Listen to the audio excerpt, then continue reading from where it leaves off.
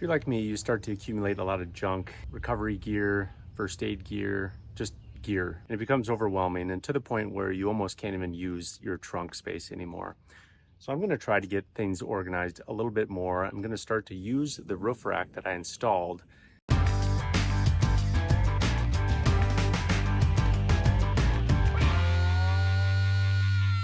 This case is at least 10 years old. So I'm gonna figure out a way to try to attach it to the roof rack, but not do it permanently, not drill through it. You know, you could drill through here and do the T-slots, but eventually this roof rack is probably going to be replaced with a full length roof rack. So I don't quite know the spacing of the T-slots, so I don't really want to drill through the bottom of this yet. Plus, I don't even know if this whole thing will even work. You can check out the video that I painted the roof rails and then also put the crossbars on there for pretty cheap. So you can see it's pretty low profile. It doesn't take up a lot of space. There really shouldn't be a lot of wind noise at all. And it doesn't hugely increase the center of gravity. I really didn't want that either. So I'll probably put bulkier, lightweight objects up there. We'll see. So this Pelican case is very, very sturdy. It's got 4 good, strong latches. Now this came with a foam on the inside, foam on the bottom and on the top. Also, you can cut out the foam if you want to place objects that are maybe a little bit more sensitive, but I'm probably just gonna take this foam out. Yeah, I don't want to drill through this bottom at all. And this is totally weatherproof. You can actually see right here, it's got the weather stripping. It makes a nice tight seal. So this should not allow rain, water, snow, sleet, whatever to get into it. So it should be just fine up on the roof. So here's my idea. I'm gonna drill a hole through here, not messing with the wheel bearings or that, but I'm gonna drill a hole all the way through here, and I'm gonna put a threaded rod through there. On each side of the threaded rod, I'm gonna put a lock nut, maybe one of these washers, and then in the middle here, I'm gonna put the threaded rod through this, cut that to size, and then that is what these straps are going to loop around, and then to the other side on the handle. And it's gonna go underneath the crossbars of the roof rack, and my hope is that it will all hold. Now I'm trying these ratchet straps. I ordered these, and I can put the link below, but I ordered these straps specifically because they do not have a hook or a latch or anything on this side. It's just the webbing, but it's also super strong webbing. You can see the load capacity, 900 pounds, breaking strength, 2,500 pounds. So that's huge. That's a lot more than many of the other types of ratchet straps out there. Comes in a pack of 4, but I should only need 2 of them for this. So that'll actually be good. I'll have 2 others to strap down any other cargo on the roof. So I've got some wrenches. I have a hacksaw to cut the threaded pipe. I have one of these. This is a pipe cutter to use that, to cut that to length. Here's a drill, and with a large bit on there that's going to be large enough to fit this threaded rod through. And I chose 3/8 inch threaded rod. We'll see. First step is to drill a hole through the bottom there. So you can see, if you haven't used one of these pipe cutters before, it's got a blade, it has a roller, and you just roll it around in a circle while you tighten it, roll it, tighten it, tighten it. You can see it just starts cutting into there pretty decently.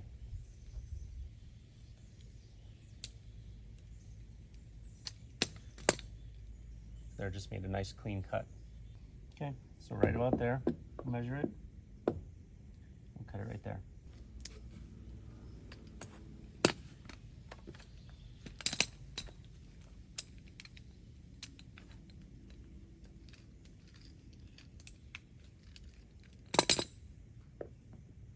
Okay, that'll fit in nice. And that will allow these straps to go under. So you can put this lock nut on first. Now it's not totally tight, but it gives you an idea of where to put it. And then you can use that as a marker of where to cut this threaded rod.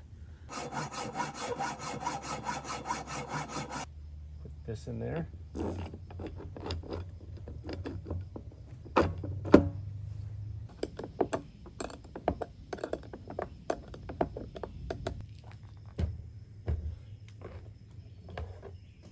So I think I'll have the ratchet strap in the back.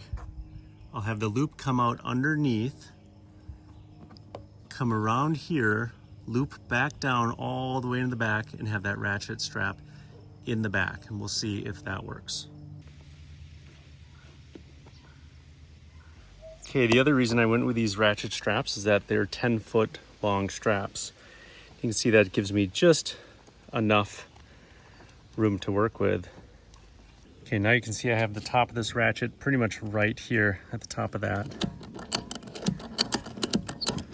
Okay, well, I guess I'm pretty optimistic about that.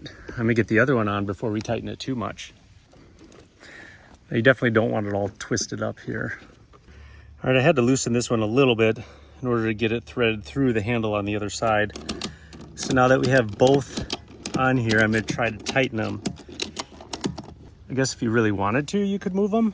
So I have this little eyelet that I put on when I did the roof rack here, and that could easily attach here. That would prevent cross motion. I just really didn't want to drill through this Pelican case to get it more secure.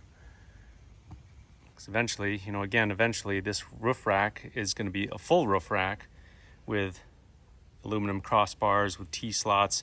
And then when I have a more permanent solution, I'll know exactly where to drill those, and then those can set in nice. This might be okay temporarily. I have access to all of this really easily. This opens flat. I mean, it might slide around. Actually, that's pretty solid. All right, I drove around with this roof rack and got up to 55 miles an hour or so, did a few turns and things like that on a bumpy road. Did not slide at all, so actually really happy with that. You might be wondering, how would I secure this sort of thing to try to prevent any sort of theft? Well, I was wondering that myself. I found a piece of braided cable here. This will clamp that down into a loop, and hopefully I'll put some heat shrink on top of it. And I have a bunch of different sizes right here, so this kit is pretty handy. So I have a bunch of different sizes that'll fit over that. And I will put it, you know, right through this eyelet right here, right around the handle. If I really wanted to, I could drill a small hole right through this little flange and put another loop of cable right to this eyelet here, and then right to this side also. That would give 3 points to prevent any sort of lateral motion. But again, I drove around with it and it didn't move at all. So this is more just for security. And I know it's a cable, braided cable, and anyone can just cut it, but you'd have to have some wire cutters to do that. All right, so I'll probably do something like this. I'll just mark right there and right there so I know how much of the heat shrink I should put on there. I'll tighten it, then I'll clip those ends off.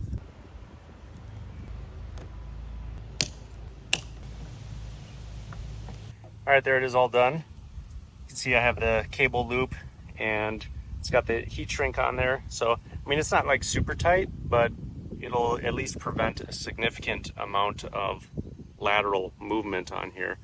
And it's good security. So here's all the stuff I'm keeping in here. I have some toe straps, some tree saver straps, a bag of tools, some cinch straps, paracord, a shovel, and kinetic rope. Some gloves. So this actually fits all this stuff really pretty nice. And that frees up a bunch of space in the back there.